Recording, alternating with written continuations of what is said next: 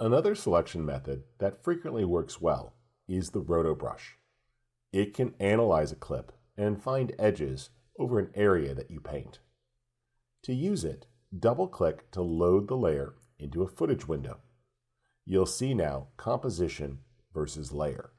Now choose the Roto brush. The key here is to not get too close to the edge. Rather, just draw and trace through the center of the object. You can get close to the edge, but you don't want to get too close. It'll analyze and attempt to find it.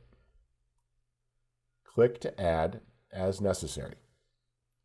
You might want to zoom in a little bit. Holding down the space bar makes it easy to move. If I want to subtract, I just hold down the Alt key or the Option key and it subtracts.